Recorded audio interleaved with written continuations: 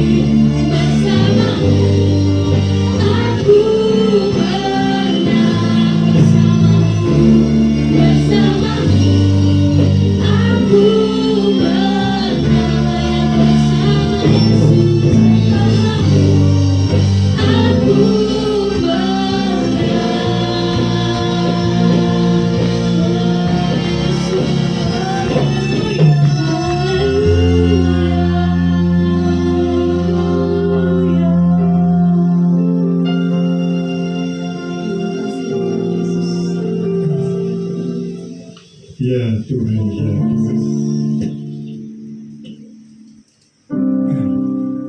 Selalu ingatkan kepada kami bahwa kami ini hanyalah seekor domba, dan domba itu tidak memiliki kemampuan apapun untuk melindungi dirinya. Tapi bagi seekor domba yang terpenting itu bukan dia berada di mana, tapi dia berada bersama dengan siapa. Itu yang terpenting. Buat seekor domba tidak penting apakah dia ada di padang gurun atau di lembah air mata atau dia berada di padang rumput yang hijau, itu tidak penting. Selama dia bersama dengan gembalanya, itu adalah tempat yang paling aman buat dia. Karena itu ingatkan kami, rasa tenang kami tidak tergantung dari kami bersama dengan apa. Amin. Tapi kami bersama dengan siapa? Ya Tuhan Yesus. Itu yang terpenting. Ya. Rasa tenang kami tidak tergantung dari kami memiliki apa, Ya Tuhan. tapi tergantung dari siapa yang memiliki kehidupan kami. Ya Tuhan. Itu yang penting. Meskipun kami punya uang banyak, kami punya koneksi hebat, kami punya reputasi yang kuat, kami punya koneksi-koneksi yang handal, Amin. tapi jika kami tidak punya Tuhan, justru apa yang dianggap nilai lebih buat dunia, itu justru akan menghancurkan hidup kami. Uang tanpa Tuhan membuat kami terjatuh. Yesus. Kepintaran tanpa Tuhan membuat kami ini menyimpang. Yesus. Tapi segala sesuatu jika kami miliki, bahkan itu hal yang paling sederhana pun, jika kami memiliki bersama dengan Tuhan, itu selalu meningkatkan kualitas kehidupan kami. Sampaikan firman-Mu, membuat kami mengerti pola pikir-Mu, sehingga kami bisa bertindak sesuai dengan cara-cara-Mu pada waktu Mu ada dalam kehidupan. Yesus. Yesus. Terima kasih. Kami siap hanya di dalam nama Tuhan Kristus, dan kita sama-sama berkata, amin. Baik, shalom. Bapak Ibu silakan duduk. Shalom. Ya, saya waktu melewati di sini ini masuk memorial ya, karena saya sekolah di St. Louis, Bapak Ibu. Ya, Doho, Blambangan, Kauripan, Tumapel, itu makanan sehari-hari selama 3 tahun, Bapak Ibu. Ya, saya kos waktu itu di Jalan Mojopahit. Ya, seingat saya Mojopahit nomor 14. Seingat saya, jadi gerbang belakang St. Louis, terus ada sebuah rumah, terus barusan setelah itu saya kos di sana. Ya, masa-masa SMA itu masa yang tidak pernah terlupakan. Saya ini berasal dari Banyuwangi, ya, nama saya Anton, ya. Ya, karena ini pertama kali saya hadir, saya ingin memperkenalkan diri dengan sebuah tujuan. Kalau kita bisa berjumpa di luar ruangan ini, kita bisa saling bertegur sapa. Nama saya Anton, istri saya satu. Ya, saya dikaruniai anak kembar 2. Ya, semua kata, wah Pak, gembira. Ya, memang harus gembira, tetapi percayalah itu butuh iman 2 kali lipat, Bapak Ibu. Ya, sekolah semua 2 kali lipat, 2 kali lipat semuanya. Nah, baik, puji nama Tuhan. Nah, sore hari ini saya ingin menyampaikan sebuah topik yang sangat penting, ya. Saya tidak khotbah tentang iman. Ya, saya tidak khotbah tentang iman. Tapi saya ingin menyampaikan apa yang hampir tidak pernah disampaikan pengkhotbah. Rata-rata pengkhotbah itu menyampaikan tentang iman. Nah, sampai suatu ketika saya menemukan dalam kehidupan ini, ternyata ada level iman itu di atas iman. Yes. Jadi yang kita bangun iman, ya, tapi ternyata saya menggali dalam kebenaran firman, itu ada kekuatan iman itu di atas iman yang kita bangun. Ya, itu yang saya rindu sampaikan di tengah-tengah kita. Saya percaya kalau kita memahami rahasia ini, wah, sudah, itu selalu perkataan semua hamba Tuhan di akhir tahun. Itu selalu seperti ini, tahun depan semakin bertambah tidak baik. Betul ya? Selalu perkataan para hamba Tuhan, pendeta, itu di akhir tahun, itu selalu mengatakan seperti ini, tahun depan makin bertambah tidak baik. Benar ya Bapak Ibu? Saya tidak pernah loh, semenjak saya awal bertobat, ada pendeta yang janji tahun depan makin bertambah baik. Tidak pernah. Sudah, ya, itu salah satu nubuatan yang tidak perlu diuji. Jadi percayalah, tahun ini semakin susah dibandingkan tahun kemarin. Percayalah, tidak perlu diuji sudah. Tahun depan pasti semakin susah. Kenapa? Karena kita mengatakan pada hari terakhir akan datang masa yang sangat sukar. Berarti percayalah bahwa dunia itu jalan hidupnya itu makin bertambah tidak baik. Sudah percayalah. Karena itu kenapa Tuhan mengatakan akan menggoncangkan bumi. Oh, Tuhan sendiri ngomong kok. Tuhan tidak ngomong gini, aku menenangkan bumi. Enggak. Apa gini? Aku akan membuat bumi semakin minim masalah. Enggak. Tuhan bilang akan semakin mengguncangkan bumi. Tujuannya satu, agar terbukti. Yes. Siapa orang-orang yang tinggal dalam kerajaan yang tidak tergoncangkan? Ya, benar. Ya, artinya seperti ini. Bukan berarti semua ada masalah, kita nggak punya masalah. Percayalah, orang Kristen masalahnya lebih berat daripada orang non-Kristen. Haleluya. Haleluya. Loh, kan? Saya tanya Bapak Ibu, siapa di sini dulu nyontek? Oh, semua. Semua. Saya sama bertobat. SMA kelas 1 semester 2. Saya ini dulu waktu kecil suka nolong teman nyontek. Jadi saya khotbah itu sudah mulai SMP. Mulai SMP itu saya khotbah di PD-PD kecil, itu jumlahnya 10-11 orang lah ya. Tidak pernah 20 orang, 10-11 orang saya khotbah di PD-PD sekolah-sekolah kecil itu mulai SMP kelas 1 loh. Tapi nyontek jalan terus. SMA kelas 1 di sini semester 3 saya bertobat, saya berjumpa dengan Tuhan.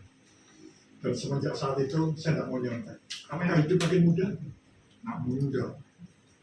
Saya kos setelah di Jalan Mojopahit, saya itu akhirnya kos di Jalan Comal. Tahu ya? Ya karena sebenarnya kos-kosan itu yang di sampingnya yang pertama saya tempati itu sebetulnya kos-kosan wanita.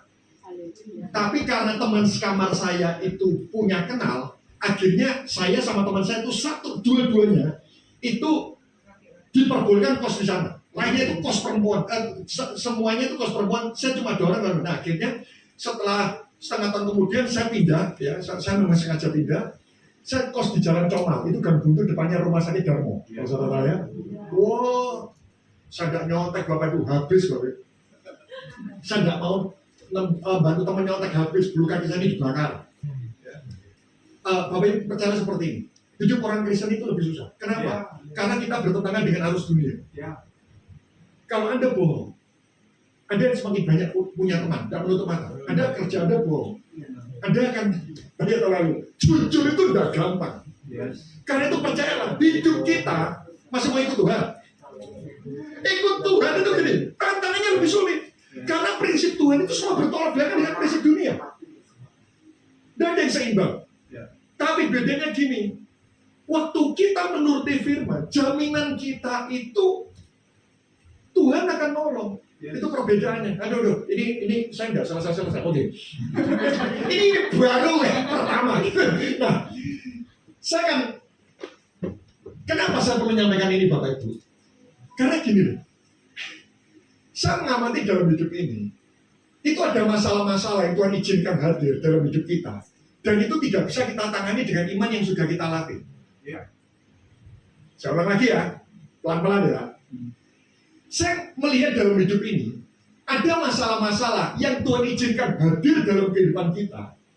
Dan itu tidak bisa kita tangani dengan iman yang sudah kita latih keseharian. Saya percaya Anda semua berupaya untuk membangun iman. Tapi kadang ada masalah yang datang, itu tidak bisa kita hadapi dengan iman kita. Kita itu kepengennya gini, kalau minggu ini ngalami masalah level 1, minggu depan kalau ngalami masalah level berapa kalau naik? 2 ya, kalau bisa 1,1 gitu. Ya kalau bisa, itu level 2. Kita kepengennya minggu depan setelah level 2 level 3. Ya, kalau bisa level 1 lagi, itu ada harapan kita. Tapi masalahnya, bahkan enggak, masalah itu tidak seperti kita ini sekolah, setelah kelas 1 SD, kelas 2 SD. Kadang masalah itu gini, yang saya alami loh ya, saya nggak tahu yang Bapak Ibu alami. Yang saya alami gini, setelah level 1, tiba-tiba kita mengalami level 5.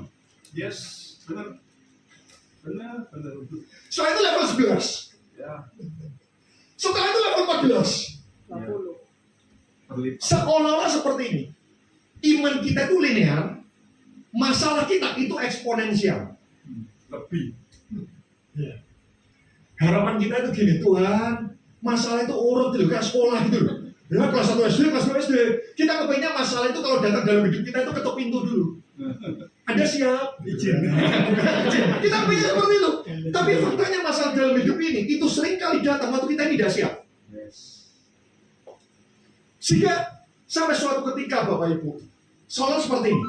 Kalau minggu ini kita kehilangan uang 500.000, kepengennya minggu depan kita kehilangan uang maksimal 600.000. Sedikit lah. Ya. Tapi faktanya, 1 juta. setelah kita ngalamin masalah 500.000, tiba-tiba minggu depan kita ngalamin sakit penyakit, dan itu membutuhkan 10 juta. Ya. Setelah 10 juta bukan 11 juta. 20. 10 juta, kalian bisa 100 juta. Ya. Loh, fakta nggak Bapak Ibu? Ya. Saya nggak mau loh memberikan firman, memberikan obat bius rohani. Tenang, kalau kau ikut Tuhan, kanan kiri semua pusing, semua orang susah, kita tetap tertawa. Nah itu kan ada lagunya. Walau sana sini situ pusing, semua orang susah, tetapi aku kan tetap. Itu yang membuat gereja dibakar. Ya, kanan kiri pusing, kok kita tertawa, itu yang membuat gereja dibakar. Itu seperti itu.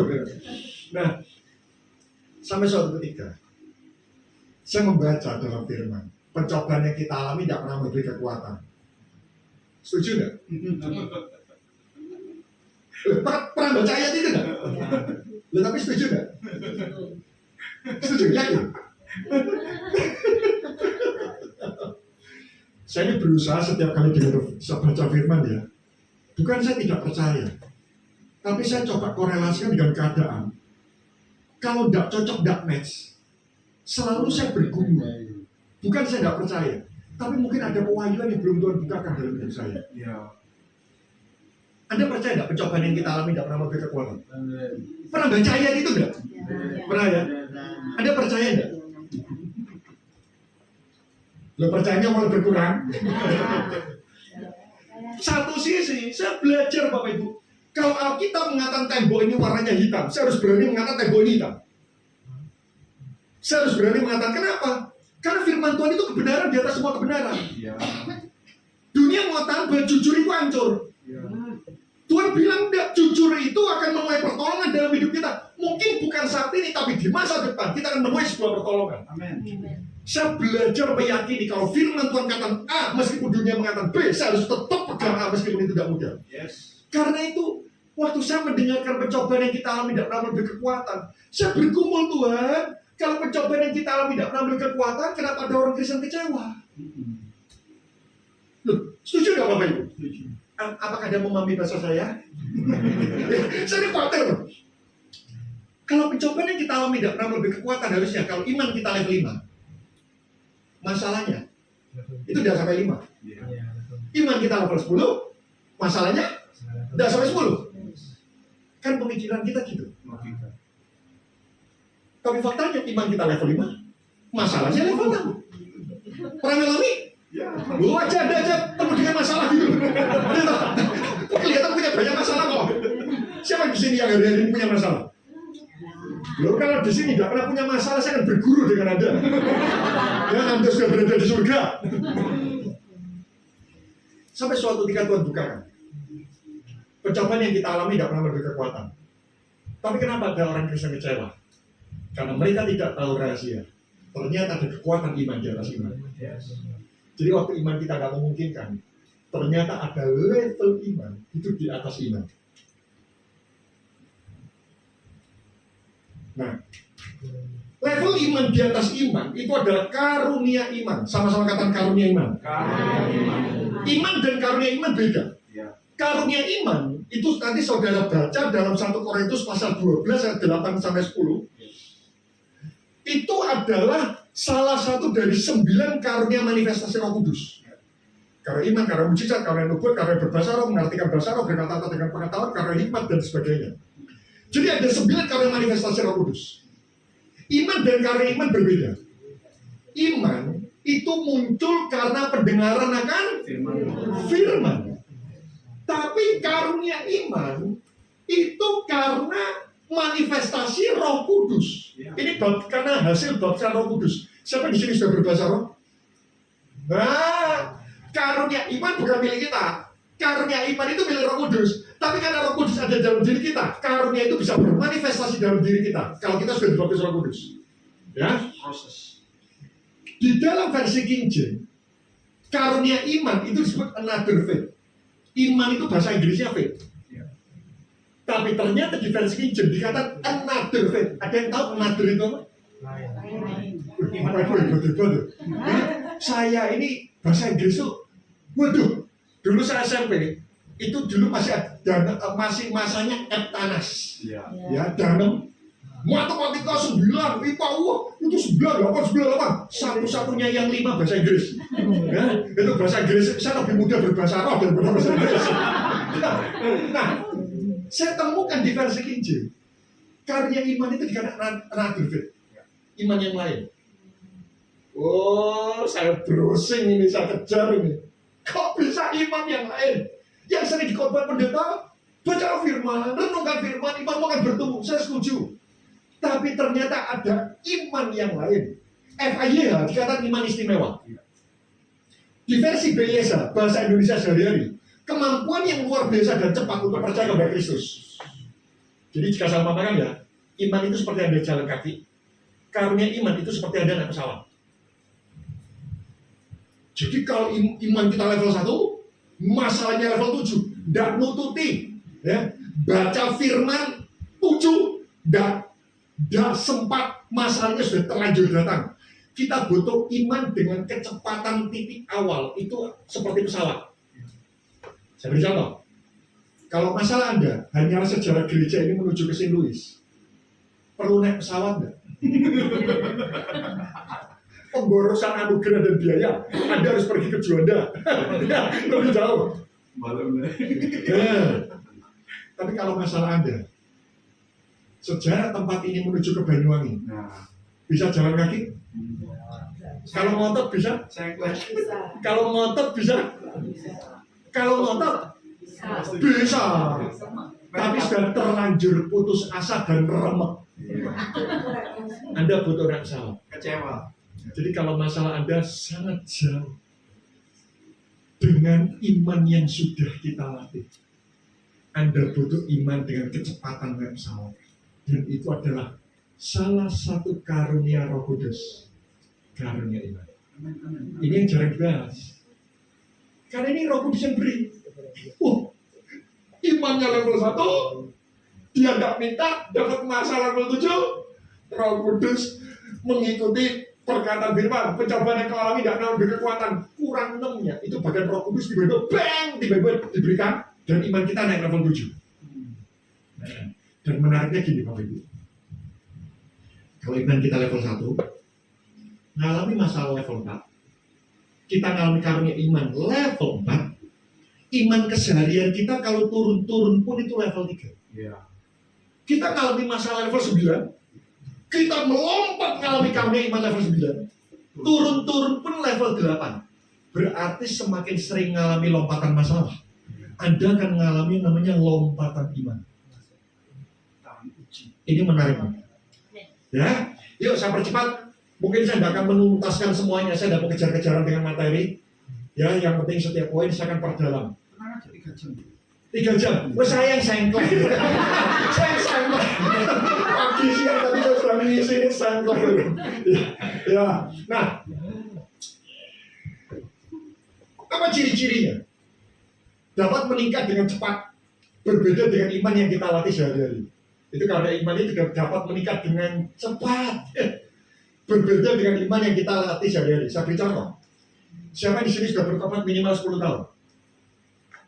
Minimal 10 tahun Anda sudah kenal Tuhan. Yang minimal 10 tahun. Ayo, 10 tahun 1 bulan apa dah? Sehari sekali. Yang sudah 10 tahun? Oke. Anda pernah punya pengalaman hidup bersama dengan Tuhan? Iya. Yang membuat Anda terkagum-kagum dan terheran-heran akan kebenaran Tuhan? Yes. Siapa yang di sini tahu singa? Tahu ya? Pernah ke kebun binatang? Ya? Berani masuk kandang singa? Loh, katanya punya pengalaman hidup bersama dengan Tuhan. Daniel. masuk gua singa, tenang. Itu bukan iman. Haleluya. Itu karunia iman. Iya. Saya percaya perkataan Daniel itu pekerjaannya bukan pawang singa.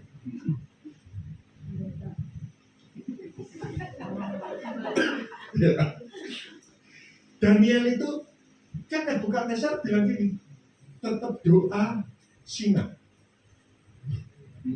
Orang Kristen hari-hari ini hanya untuk uang aja bisa bohong. Ya. Itu untuk uang. Daniel tetap doa singa. Ayo coba saudara suruh milih. Nggak doa satu hari, posisi doa dipegang. Loh, itu Daniel tetap doa singa. Daniel siap. Nggak ada kisah di Alkitab. Akhirnya prajurit Nebukadnezar menyeret Daniel. Lalu Daniel mengatakan jangan, nggak ada. Tetap doa singa. Loh, kalau terjadi syarat-syarat tadi seperti itu, Daniel langsung bilang ini, oke, aku udah doa, selesai. Iya. Loh, itu Daniel nggak salah loh. Tapi dikatakan singa, siap. Dan ketemu singa, tenang. Ini nggak bisa dilatih. Iya. Saya percaya Nebukadnezar bukan gini loh. Daniel, Latihan dulu. ya, bulan depan kau ngadepi singa. Ayo, minggu ini kau berhadapan dengan kucing liar ya. Besok babi hitam. Besok singa lumpuh. Iya. Terus berikutnya singa lumpuh. Enggak. Singa. Siap. Siap. Tenang. Itu tidak bisa dilatih. Jadi kalau Anda di hari ini kau mengalami singa-singa masalah, tidak masuk akal. Saudara harus mengalami karunia iman ini. Ayo, tidak bisa dilatih. Siapa di sini berani? Mas, loh saya aja nggak berani. Saya khotbah ini aja saya nggak berani. Apalagi ada yang dengarkan khotbah gitu. Loh saya aja nggak berani. Ini nggak masuk akal. Sakeus belum satu hari bertobat, setengah kekayaan diberikan sama orang miskin. Iya. Siapa di sini siap kaya? Yang siap kaya? Loh yang saya tanya itu angkat tangan, bukan apa? Siap kaya? Loh kok sungkan? Saya doakan miskin semua loh. Tuhan kirimkan roh kaiman. Siap kaya? Ya, bisa tanya. Siapa di sini siap miskin?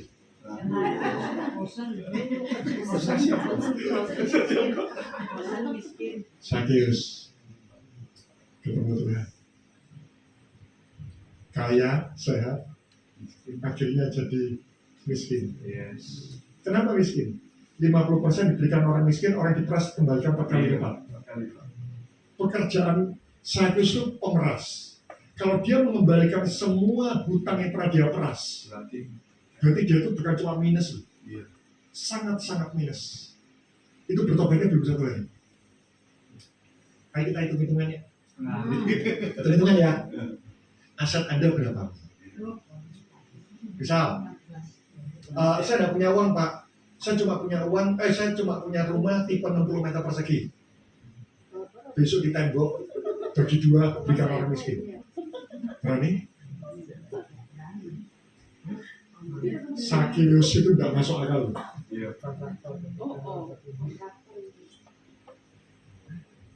Itu karunia iman. Tidak bisa dilatih. Tiba-tiba siap miskin. Itu tidak bisa dilatih. Tidak bisa dicoba-coba. Latihan. Lanjutnya. Ciri kedua. Ini penting. Saat bermanifestasi, kita merasakan Tuhan itu hadir dalam rasa takut kita. Ya kan, kegiatan Stefanus, ini aja, lanjut dulu. Mereka menyeret dia keluar kota, lalu melemparinya.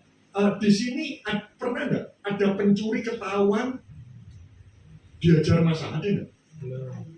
Pernah banyak kan? Pencuri ketahuan di kampung diajar masa. Loh, ini seperti Stefanus. Menyeret dia keluar kota, berarti dari dalam kota. Ini diseret. Lalu melemparinya. Ini bukan satu orang. Kalau satu orang dihindari. Ini banyak orang. Dan saksi mata jubah mereka di depan kaki seorang muda berapa Saulus. Saya tanya, kalau dia dilempari batu, ada doanya apa? Doanya apa? Banyak.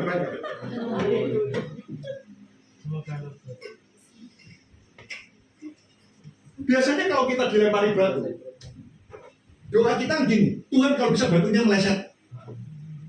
Ya, betul nggak? Meleset. Atau tiba-tiba hancur di tengah jalan. Atau kalau bisa, Tuhan yang melempari aku dengan batu, kirimkan halilintar. Sambar mereka dengan halilintar. Biarkan bumi terbelah. Dan memasukkan orang-orang itu ke dalam tanah. Stefanus ngeri. Dilempari batu. Doanya bukan gini, Tuhan tolong aku agar aku bisa mengampuni mereka. Nah, kita nih ya, ditipu. Doa kita itu gini, Tuhan tolong aku agar aku mengampuni mereka. Begitu aja bergumul. Stefanus dilempari batu, dia bukan doa untuk dirinya, dia malah bilang, Tuhan ampuni mereka. Loh, saudara, ini tidak masuk akal. Tapi kenapa Stefanus berani seperti ini? Saudara bisa lihat di atasnya. Tetapi Stefanus yang apa? Penuh Roh Kudus, menatap ke langit lalu melihat kemuliaan Allah, jadi berdiri di sebelah kanan Allah. Sungguh aku melihat langit terbuka. Nah, itu sama seperti ini. Siapa namanya WL tadi? Sevi, saya tanya. Kalau misal Anda malam-malam jalan di depan, jalanan sepi, Anda ketemu 300 preman. Takut nggak? Takut. Tapi waktu Anda takut, tiba-tiba di samping Anda itu ada presiden. Iya. Bilang gini, tenang. Masih takut nggak? Kenapa enggak? Premannya tetap ada. Jaminan. Tapi kalau ada presiden, itu berarti di baliknya ada Kopaska, Kopassus, Jenderal. TNI, Polri, Brimob, sniper itu siap semua, betul? Iya. Bukan masalahnya yang hilang, tapi tiba-tiba Stevi bisa melihat ada presiden di sampingnya. Iya. Ada banyak orang Kristen minta iman menenangkan badai. Tuhan, badai, tenang. Utang 10 juta, hilang. Orangnya lupain apa? Komputer rusak. Ya, kita tuh kebanyakan gitu. Ngadepi masalah, Tuhan tolong masalahnya angkat. Kita tuh mintanya iman menenangkan badai. Tapi saya beritahu ya, Gak akan ada. Pada di Alkitab itu memang ada iman memindahkan gunung. Iya. Kalau iman mau sebesar biji sawi, berkata bergunung, pindahlah, gunung kan pindah. Itu iman memindahkan gunung. Apa itu iman memindahkan gunung? Anda punya masalah, Anda doakan, masalah pergi. Loh, itu ada. Anda sakit, ngalamin mujizat, masalah pergi. Tapi saudara, kalau saudara lihat, contoh-contoh pahlawan iman yang dikagumi Tuhan itu di Ibrani 11. Iya. Mereka mereka tidak memiliki iman memindahkan gunung. Menghadapi. Mereka memiliki iman mendaki gunung. Yes. Gunungnya tidak pergi, gunungnya didaki. Loh, mati, dilempar batu, tenang, mati. Gitu ya. Sudah bisa melihat itu semuanya.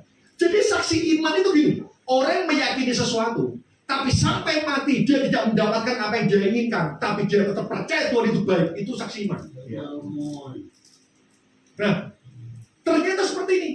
Bukan cuma iman menenangkan badai, iman yang bisa melihat Tuhan di tengah badai. Yes. Itu sangat penting. Yes. Bapak Ibu, saya cerita sedikit ya. Suatu ketika istri saya itu kena tumor otak. Ya. Dan sekitar tahun 2019 Desember kena tumor otak. Dan istri saya itu sebelum menikah dengan saya, dia ini sudah punya asuransi sebenarnya.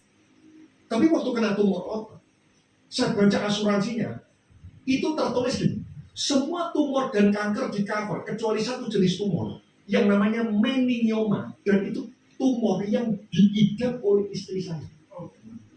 Loh kok itu jelas tumor kanker semua tercover kecuali satu jenis tumor, dan kontra itu sudah diberikan lama pada waktu istri saya single.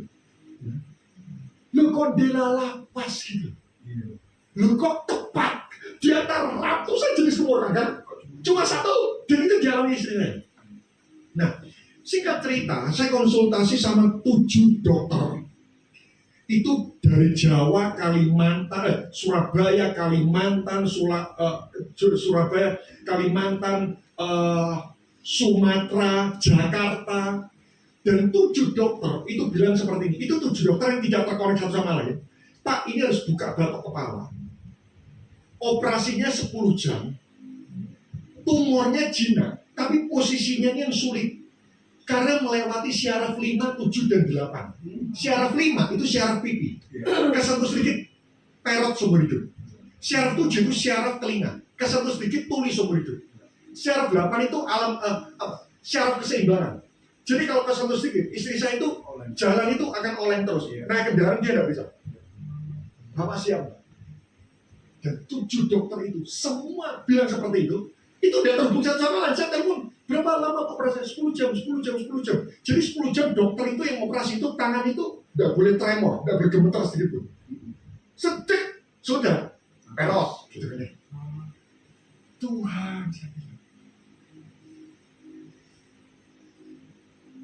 Suatu ketika, saya nggak berani langsung melakukan tindakan, karena buka batok kepala itu resikonya sangat tinggi sekali. Ya.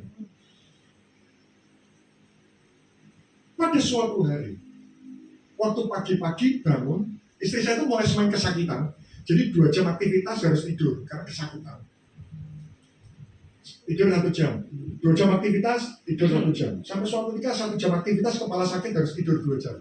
Jadi setelah 2 jam bangun, aktivitas 1 jam, kesakitan, tidur.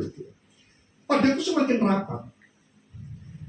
Tiba-tiba istri saya waktu pagi bangun, istri saya tiba-tiba bilang gini, Koko, kemarin malam ini aku nih mimpi sebuah lagu itu gini. Hatiku tenang berada dekatmu, kaulah harapan hidupku. Tolong kau carikan lagu itu. Saya cari lagu itu, saya berikan. Lalu dia nyanyi sepanjang sehari. Besok harinya dia bangun lagi, dia bilang lagi, kok kemarin malam aku mimpi lagu lagi. Mimpi lagu apa? Istri saya itu bukan BL. Ya. Kalau yang di gereja saya bilang pojok keras-keras. Kenapa? Suaranya fals. Pojok keras-keras. Nah, pagi bangun tiba-tiba, ini kok, aku ini dapat lagu ini. Biar hidupku membawa kemuliaan bagimu, karena dirimu dan kemurahanmu telah bertata di hati. Saya carikan lagi. Jadi mulai hari pertama, pada saya lupa itu hari kesekian, tiba-tiba istri saya itu tenang. Tiba-tiba tenang. Jadi teman-teman gereja datang, tenang loh, apa aja tenang? Kamu kok tenang? Tiba-tiba tenang. Bukan tumornya pergi, enggak. Hari ketiga setelah istri saya dapat lagu itu, saya waktu itu mau kerja ke kantor, saya sudah siap, ya saya lagi berkaca, istri saya itu bangun, saya tanya, dapat lagu lagi nggak? Istri saya bilang, enggak. Dia mendekat ke saya, dia pegang pundak saya, lalu dia tanya pertanyaan yang sederhana tapi jawabannya rumit. Pertanyaannya sederhana, jawabannya yang sulit. Tapi dia nanyanya sambil senyum. Tanyanya gini, kok sambil senyum? Kalau aku meninggal duluan, kamu menikah lagi enggak? Saya tanya, kata Bapak, jawaban Anda apa? Loh, saya waktu itu masih usia 40. Ya. Ya. 40-an lah, 40-an. Ya. Nah. Untung, Anda kalau ditanya jawabannya Anda apa? Biasanya masih hidup, tapi dia tanya itu sambil tenang. Sambil tenang. Kalau kamu meninggal duluan, kamu menikah lagi enggak? Untung. Hari itu, saya ngalami betul-betul karunia ini. Tiba-tiba gini, tenang. Tiba-tiba gini, semua akan under control. Dan itu udah bisa dilatih. Tiba-tiba tenang, bener, tenang. Jadi waktu istri saya tanya gitu, heran, tiba-tiba enggak takut, padahal solusi masih belum nemu. Saya enggak takut bukan karena saya kepengen menikah lagi loh ya. Tolong. Tapi waktu itu saya jadi, ini untuk karunia iman sudah menyelimuti. Saya bilang ini, sudah tenang aja. Penyakit ini enggak pernah membawa kematian dalam hidup. Ya. Sudah tenang aja. Istri saya tertawa dengan jawaban saya. Saya bilang betul, sudah tenang. Kita mau handle ini semua dengan baik. Tiba-tiba begini, tenang. Saudara, sifat damainya Tuhan itu selalu tidak masuk akal. Yes. Punya uang damai, dunia juga sama. Iya, betul. Biarlah damai sejahtera Allah yang melampaui segala akal akan memelihara hati dan pikiran. Damainya Tuhan itu tidak masuk akal. Tidak punya uang, sakit, kebutuhan banyak, tenang. Itu damainya Tuhan. Beda dengan damai dari bumi ini. Bumi ini reputasi hebat, koneksi luar biasa, duitmu banyak, pinter, tenang, normal. Tapi damainya Tuhan gini, tidak masuk akal, tenang. Itu damainya Tuhan. Ya. Karena itu kenapa tadi di awal khotbah saya katakan kita ini domba. Domba itu gemuk makin membahayakan. Kita ini rentan. Dikasih uang banyak menikah lagi. Enggak. Dikasih kepintaran nyesatkan orang. Ya. Dikasih koneksi hebat mempergunakan. Memanfaatkan. Kita ini bahaya. Sudah gini, hal hebat tanpa Tuhan itu menghancurkan hidup kita. Ya, benar. Kalau kita jahat lebih baik miskin. Ya. Kenapa? Jahat kaya itu ngeri. Kita bisa membunuh orang dengan tangan yang tidak terlihat. Ya. Membayar. Tapi kalau miskin mau jahat, pukul penjara. Loh betul nggak? Iya. Tapi kalau kaya sugih, ngeri boy. Tembak sniper. Saya ngalamin. Tiba-tiba tenang, nggak takut, nggak khawatir. Tiba-tiba yakin kita bisa menghandle semua dengan baik. Wah ini kalau saya dengar panjang ini.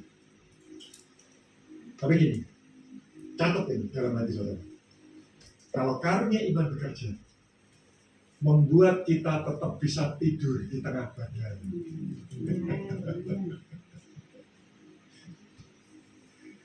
Setelah saat itu, kami bisa tidur dengan tenang. Dan akhirnya solusi demi solusi itu Tuhan berikan semua. Suatu ketika nanti ada yang sesuai dengan topik ini, bisa kalian cerita lagi. Yang sesuai dengan topik. Saya berdoa ya, kalau Anda mengalami masalah, yang lebih penting, Anda bisa melihat Tuhan di tengah-tengah masalah yang ada. Dia kayak stay kita dulu. 300 pelayanannya ada. Tapi dia bisa melihat presiden di samping. Yes. Tenang, kayak Stefanus nih. Apa yang membuat dia bilang pagi? Dia tenang. Tuhan, aku berikan rohku. Ya. Terimalah rohku. Tenang. Ampuni baik. Ngeri. Ngeri ini. Dipukuli, belum mati. Kalau dipukuli mati, oh ya sudah. Ini dipukuli, belum mati. Wah, ampuni orang yang nonjol aku, bah. Ampuni, bah. Ampuni. Wah, itu gak gampang. Biasanya muncul saat kita menghadapi situasi mendesak. Menghadapi bahaya, penyakit kronis, bukan mendesak. Ya, karena iman itu gini, kalau situasinya makin kepepet, itu momen yang subur, di mana karya iman itu bisa muncul. Ya. Ya. Loh, kalau nggak terdesak, tidak usah. Tuhan bilang, imanmu yang harus kau latih. Tapi kalau barusan SD, masalahnya kuliah.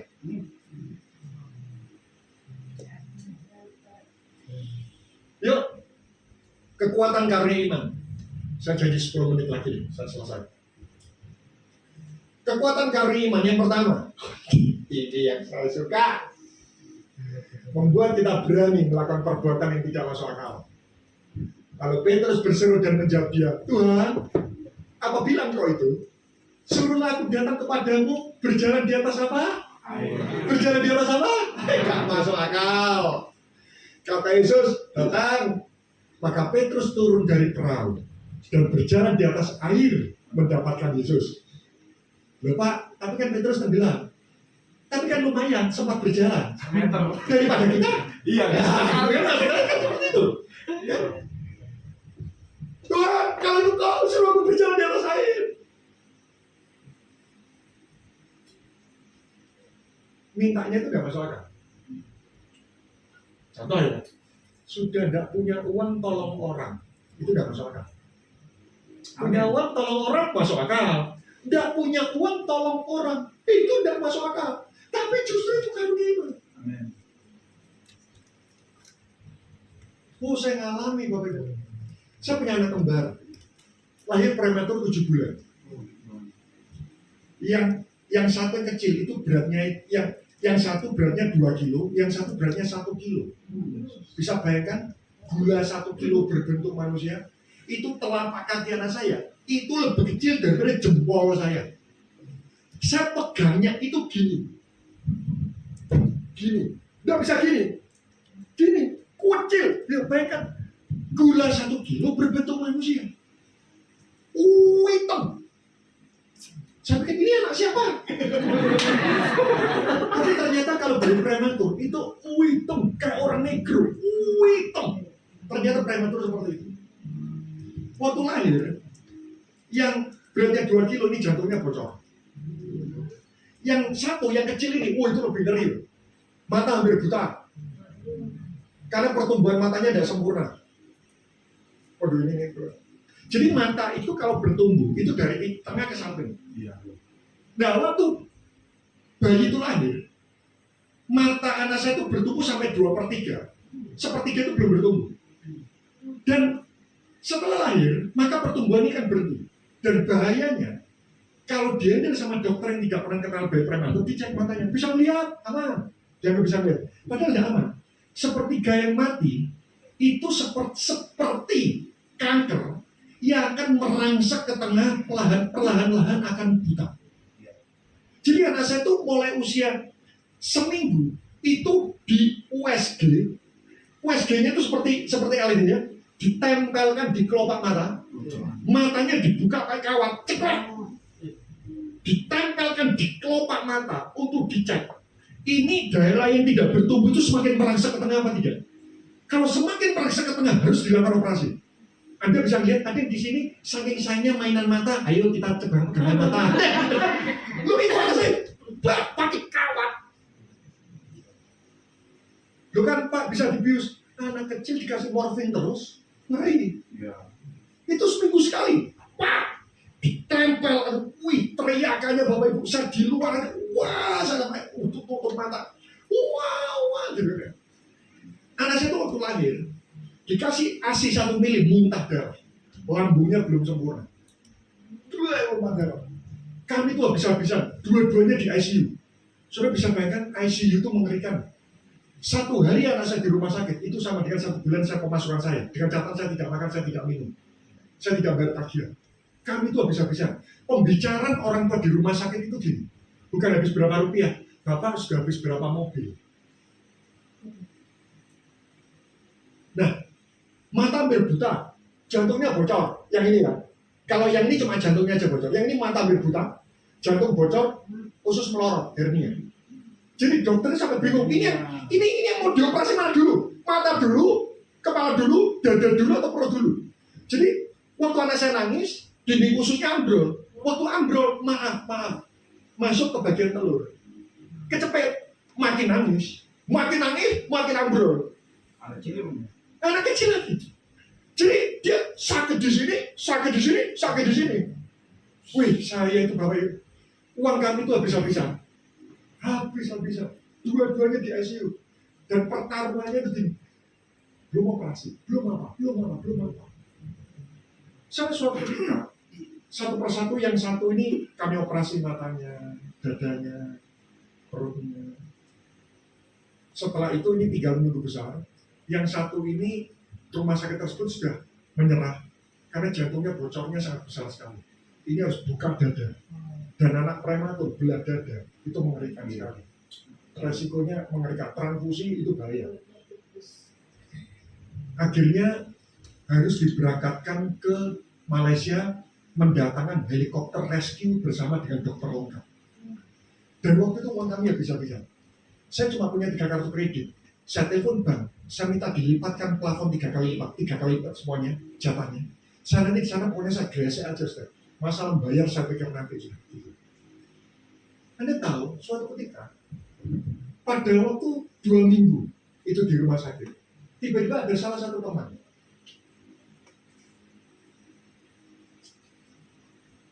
Keponakannya Pak Bro. Itu ada salah satu teman, saya kenal banget dengan orangnya. Dia juga mengalami anaknya ngalami jantung bocor. Jantung itu mendistribusikan makanan ke seluruh tubuh. Sudah 1,5 tahun, semua makanan itu tidak bisa sehingga bakat kepala aja kesulitan. Saya datang, karena itu satu rumah sakit, saya datang, saya doakan. Tapi waktu saya keluar, tiba-tiba ada suster masuk. Dan suster itu bilang ini, Pak, ini tagihan rumah sakitnya sudah 1 minggu belum dibayar. Kalau Bapak tidak membayar, maka kami tidak bisa masuk ke Bapak lagi. Saya di depan pintu itu, saya tidak tahu itu iman dari mana waktu itu. Saya langsung ke bagian farmasi, tagihan atas bayi ini berapa? Saya bayar. Dalam posisi kekurangan. Tapi saya tidak nyesel. Ya. Kan ada orang nabur, dikasih film yang mengharu biru, nangis, tantangan altar kau persembahan, nabur, pulang nyesel. Kan ada ya. Nah, itu bukan iman, itu emosional. Ya. Nah, waktu itu saya bayar, saya pulang. Setelah itu saya bilang sama istri saya, Mom, dia ada teman, saya keluarkan uang. Untuk sana kita bagaimana? Saya tidak tahu. Tapi ini bukan nekat, benar. Saya betul-betul gini, Tuhan apakah itu Kau nyuruh? Datang. Belajar nekat. Datang. Jangan sampai gini. Anak orang dibiayai sekolah, anak sendiri nggak disekolahkan. Iya. Itu saya khawatir anaknya tetangga itu anaknya siapa? Loh iya loh, kalau anak tetangga kita sekolah, kan anak tetangga kita sekolah, jadi anak tetangga itu anaknya kita. Kelihatan saya nggak paham gitu. Nah, ini saya betul yakin betul. Saya bilang gitu, non, bener aku nggak tahu. Tapi kalau kita mikirkan orang lain, Tuhan akan mikirkan kita. Dan benar. H-5 hari. Helikopter rescue sudah siap. H-5 hari saya sudah kontak semua dokternya di Malaysia, semua sudah siap semuanya. Saya bawa lagi ke dokter jantung. Dokter bilang, loh Pak, kenapa diperiksa lagi? Sudah Pak, sudah periksa lagi terakhir. Dokternya itu Muslim. Dia cek, biasanya 15 menit ini lama. Sampai setengah jam. Diperiksa terlalu lama. Dan dokternya itu malah bingung. Dan waktu itu sampai anak saya itu berak-berak di tempat tidur. Saya bilang, dok saya bersihkan. Jangan diganggu dulu. Dia cek lama gitu. Setelah itu dia duduk lemes. Loh, kalau dokternya lemes sama lagi orang tuanya. Loh, dokternya lemes. Loh, saya bilang, loh dok kenapa dok? Loh, dokternya lemes banget. Saya tanya, kenapa dok? Seperti menyerah. Tapi dokternya bilang, Pak saya bingung Pak. Jadi anak saya itu kena jantung bocor, ditambah lagi otot jantungnya lemah. Kalau jantung bocor bisa dioperasi tutup, tapi otot jantung lemah tidak bisa. Itu seperti pompa air, sudah pipanya bocor dan dorong lemah. Iya. Pipa bocor bisa ditutup, Iya. tapi dari dorong lemah, ganti pompa. Iya. Itu disebut gagal jantung. Ada orang yang kalau otot jantung lemah, itu tidak bisa seumur hidup sudah. Yang memang harus dijaga. Dan tiba-tiba dokter bilang, Pak saya bingung Pak. Ukuran jantung anak Bapak ini baru, tidak ada lubang, semua normal, ukurannya baru. Karena itu kenapa saya cek lama sekali, saya bingung. Saya tanya, terus gimana? Perlu gitu Pak ke Malaysia? Loh ya udah Pak, ini jantungnya baru Pak. Saya bingung, dia bilang gitu. Di rumah sakit itu betul saya berlutut sampai kasur itu. Saya bilang gitu, Tuhan, kau tahu kapasitasku. Itu kalau betul dibawa ke Malaysia, saya bingung Pak. Yang satu masih di Surabaya, istri saya terkapar tidak berdaya. Papa saya di Banyuwangi itu sudah dipotong kakinya, tidak punya kaki. Mertua saya di Kediri, itu sudah tua. Berarti kalau satu di Indonesia, satu di Malaysia, terus siapa? Setiap hari anak saya harus dikirimi ASI. Waktu itu saya bingung, sudah Tuhan, kalau saya ke Malaysia sendirian bawa anak gitu. Terus yang di Surabaya ini bagaimana? Istri saya tetap masih terkapar habis operasi. Dia harus memproduksi ASI, tidak boleh capek-capek. Sembuh. Saya telepon rumah sakit sana. Batal semua.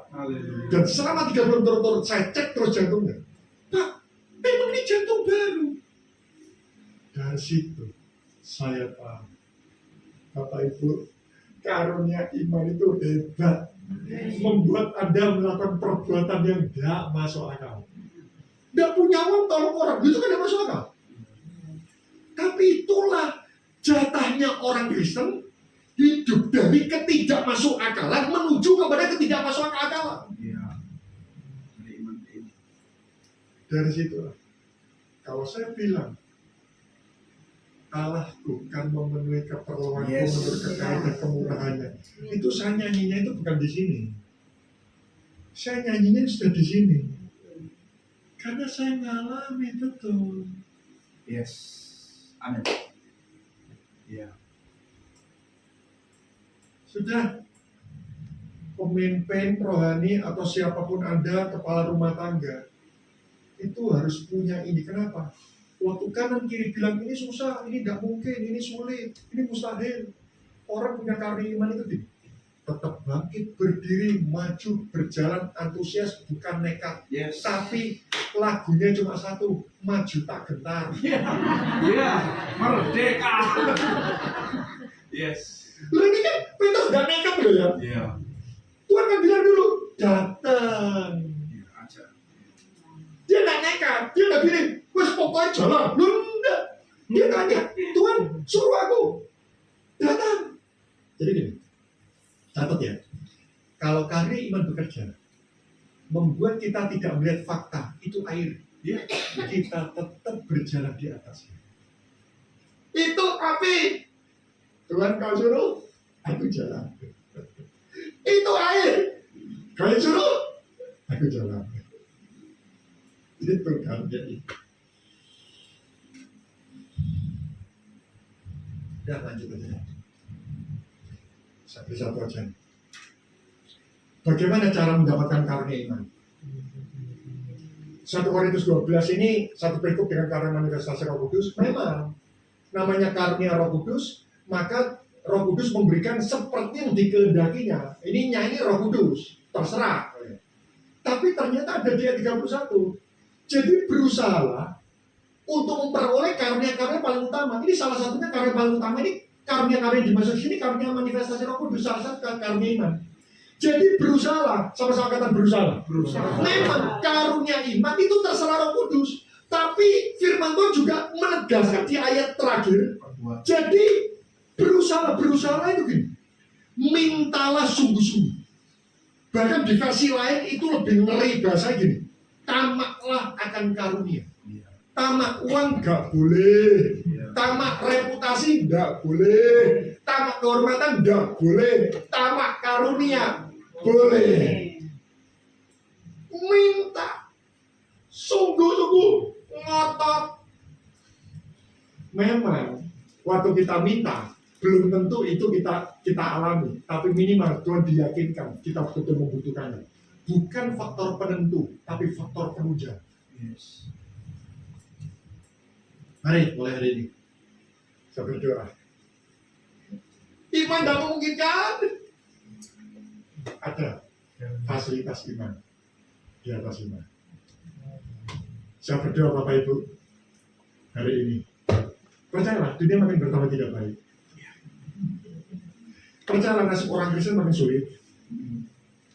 Tujuannya satu, pertolongan Tuhan tidak tergantung kondisi. Ya. Memangnya kalau pandemi, tiba-tiba Tuhan itu menjadi lemah. Waktu pandemi, kuasa Tuhan makin melemah. Enggak. Kuasa Tuhan itu tidak tergantung pandemi, pandemo. Enggak pengaruh sedikit pun. Kalau Tuhan menolong, ya bisa nolong. Iya. Saya ngalami, bener. Belum suatu mur otak, khususnya karena penyumbatan jantung. Ini kok sakit penyakit terus gitu. Buktinya kami melaluinya dengan baik. Waktu dulu saya bilang mati aku, tapi sampai sekarang nggak mati. Dia tambah gemuk. Saudara, kita jalani hidup ini. Firman Tuhan itu kan GPS. Iya. Bingung kita. Kenapa kanan, kenapa kiri? Tapi endingnya pasti akan benar. Yes. Mari kita berdoa. Kami bersyukur buat kebenaran firman-Mu Tuhan. Kami percaya kalau karunia iman bekerja, perasaan kami itu hanya berisi satu hal, rasa aman di dalam Tuhan. Kami mengucap syukur, sempurnakan firman-Mu. Sekali lagi, kalau firman disampaikan, itu artinya itu adalah titik awal di mana kami akan mengalami apa yang kau janjikan. Mengucap syukur hanya di dalam nama Tuhan Yesus Kristus, dan kita sama-sama berkata, amin. Tuhan Yesus memberkati kita semua.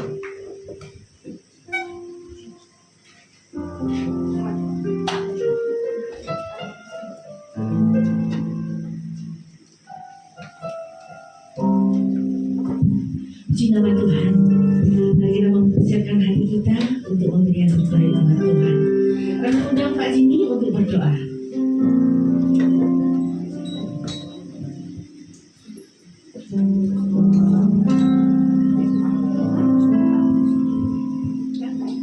Terima kasih Tuhan.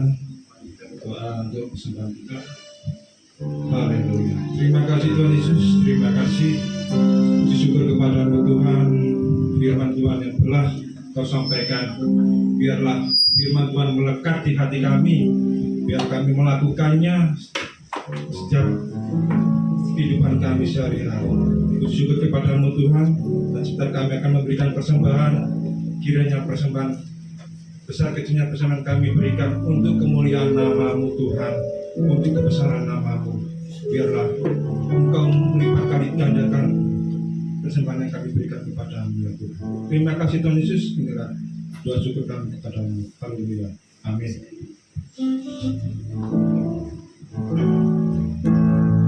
Sungguh ku bangga Bapa, punya Allah seperti Engkau. Sungguh ku bangga Yesus, atas segala pertolongan-Mu. Tak ingin aku hidup terlepas dari kasih-Mu. Kasih-Mu menyelamatkan, dan ku berharap sungguh bangga Bapa, punya Allah seperti Engkau. Sungguh ku bangga Yesus, atas segala pertolongan-Mu. Tak ingin aku hidup terlepas dari kasih-Mu. Kasih-Mu menyelamatkan, dan ku berharap. Kini ku persembahkan apa yang aku miliki. Memang tiada berarti bila dibanding dengan kasih. Dengan sukacita di hati,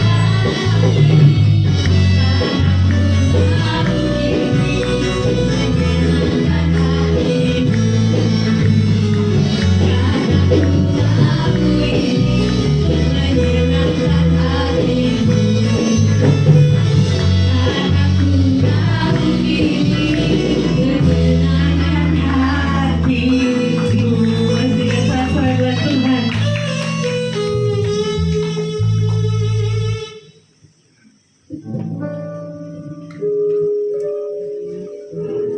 Haleluya. Semua sudah diberkati Tuhan. Apakah masalahmu besar?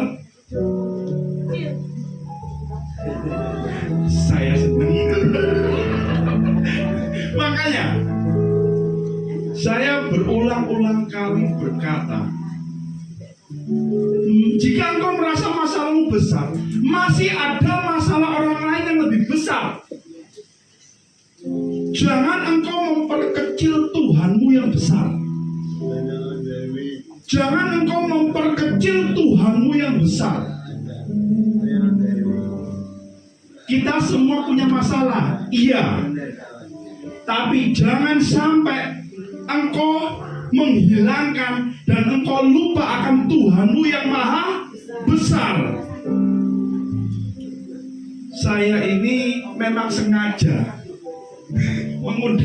mengundang Pak Anton ini, memang saya sengaja. Saya waktu ketemu Pak Anton ini ada di satu hal, saya sampai gini, saya yakin dan percaya Pak Anton ini punya satu karunia yang waktu itu kami ketemu. Memang ketemuan kami itu di gereja di SMCC.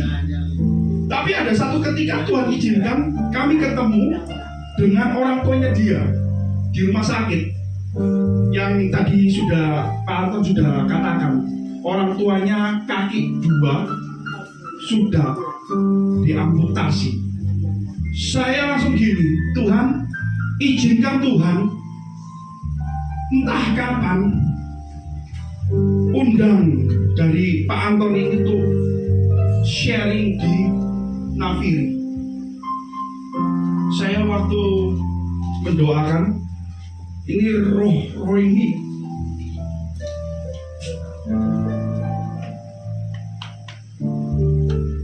kuat ya. Dan ini cerita baru saya dengar. Yang saya tahu adalah orang tuanya. Dan ini cerita baru saya tahu. Saya sampai tadi itu masalahku sedikit ya. Masalahku kecil. Tuhanku maha besar. Tuhanku maha besar. Ya. Saya rindu Anda harus mempunyai karunia iman yang istimewa. Biarkan pengalaman-pengalaman hidup itu mengajari dirimu bahwa engkau punya level iman yang besar. Ya, semua keluarga Nafiri, saya minta di depanmu, nikmati Tuhan yang besar itu. Nikmati.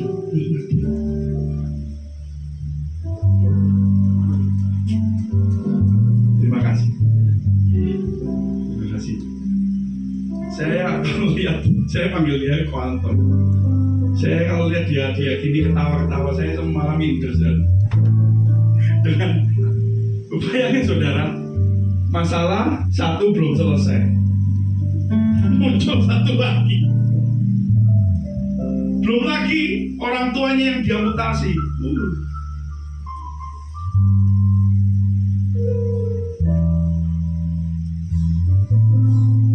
Hebat. Kita punya Tuhan yang hebat ya.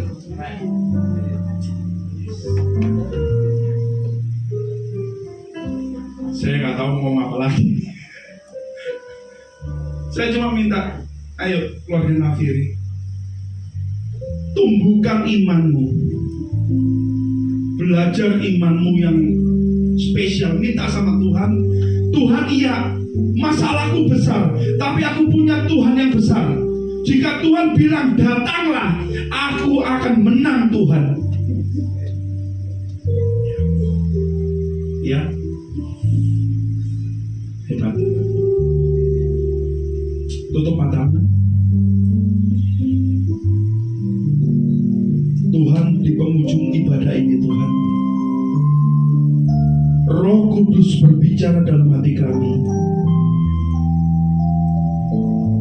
Engkau Allah Ebenezer. Dulu Tuhan tolong, sekarang dan selamanya Tuhan pasti tolong. Engkau Allah El Shaddai, tidak terbatas kuasamu. Mampukan kami untuk melewati gunung-gunung itu. Ajari kami untuk tidak menghilangkan gunung itu Tuhan. Tapi melalui kami menjalani semua proses hidup ini, gunung-gunung yang besar itu, bersama Yesus kami akan bisa melaluinya. Terima kasih. Terima kasih. Terima kasih. Yesus. Sampai detik ini ku melihat penyertaan sempurna sampai selamanya.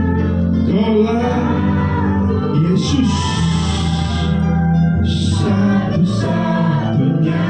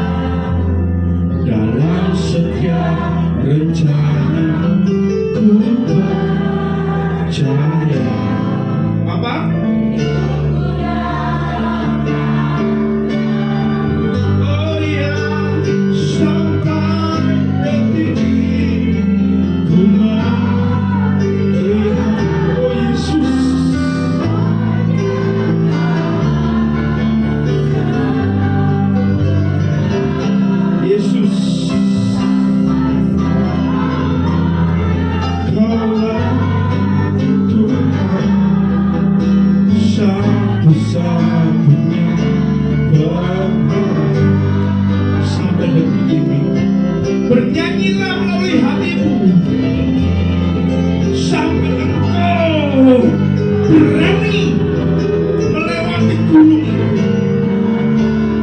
Nyatakan dengan hati. Nyatakan dengan hati.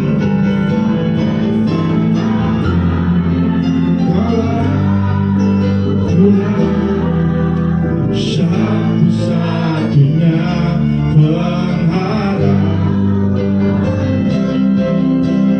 Sampai detik ini aku melihatnya, penyertaan sempurna sampai selamanya. Kaulah El Shaddai, satu-satunya pengharap. Satu-satunya pengharap.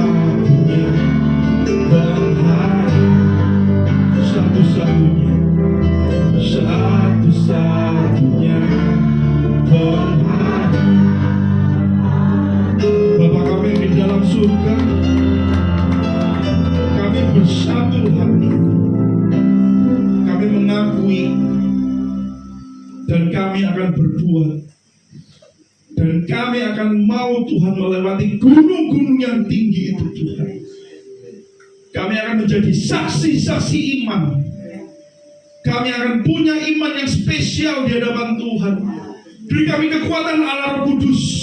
Penuhi keluargaku dengan kepenuhan Roh Kudus, dengan iman yang istimewa. Kuatkan dan teguhkan hati mereka Tuhan. Mungkin ada banyak badai yang mustahil. Banyak angin-angin yang begitu merepotkan. Biarkan Tuhan kami belajar melalui dari firman-Mu ini. Kami ditegur, kami diteplak. Tuhanku Maha Besar. Tuhan, hamba-Mu berdoa untuk sahabat kami, teman kami, Tuhan. Mungkin dari mulutnya dia tidak bisa berkata-kata, tapi Engkau Allah yang besar. Penuhi dia dengan sukacita. Biarkan Tuhan segala apapun yang menjadi pergumulan dalam nama Tuhan Yesus. Dalam nama Tuhan Yesus, tolong Tuhan. Engkau yang akan mampu menjadi kemenangan kedua dan kemenangan lain. Sehingga kehidupan dia Tuhan akan menjadi saksimu kemanapun. Terangmu Tuhan akan bercahaya di dalam kehidupan dari Ko Antoni ini Tuhan. Berkati rumah tangganya, berkati istrinya, berkati anak-anaknya, berkati pelayanannya, berkati pekerjaannya Tuhan. Tuhan Yesus baik, Tuhan Yesus baik. Berkati juga Tuhan dari SMCC, Ko Budi, Ko Angga, dan segenap dari pengurus-pengurus yang ada. Dalam nama Yesus, biarkan semua pelayanan mereka Tuhan boleh akan memberkati dan berdampak bagi kemuliaan nama Tuhan. Terima kasih. Angkatlah tanganmu saudara-saudaraku.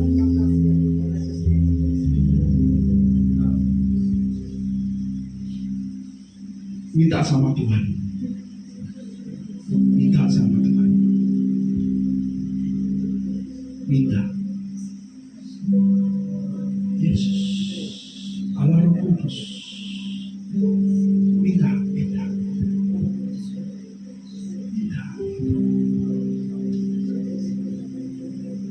Jika di dalam hatimu ada kekhawatiran, bilang sama jiwa, hai jiwaku, tenanglah, ada Tuhan Yesus yang besar. Jika di dalam pikiranmu ada suara-suara yang mengedonkan kamu, bilang, hai pikiranku, tunduk kepada firman Tuhan. Tuhanmu maha besar.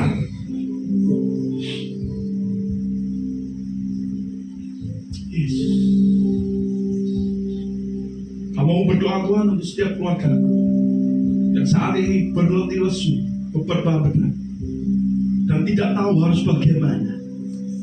Tunjukkan Engkau adalah pribadi, mendampingi mereka, menyertai mereka.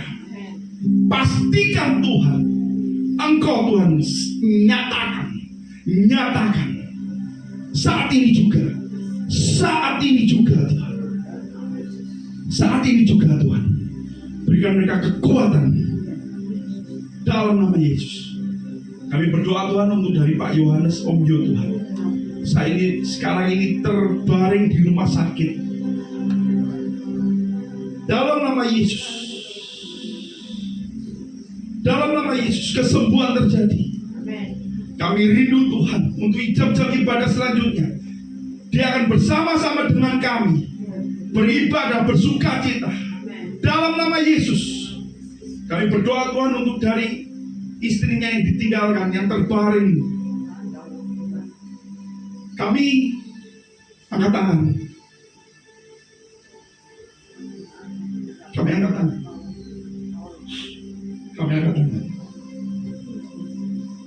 Engkau yang punya kuasa, kami akan melakukan bagian kami. Kami akan melakukan bagian kami. Kami akan menabur kasih. Kami minta pertolongan Tuhan. Belas kasihan-Mu atas Om Yo dan istrinya Tuhan. Dalam nama Yesus. Dalam nama Yesus. Dalam nama Yesus. Terima kasih. Terima kasih. Allah Bapa yang hidup, kami percaya dan kami imani. Kami mendapatkan berkat Abraham, Ishak, dan Yakub di dalam rumah tangga kami, anak-anak kami, dan seluruh keluarga Nafiri. Dari cinta kasih dari Allah Bapa, kasih sayang dari Yesus Kristus, ya, dan penyertaan dari Allah Roh Kudus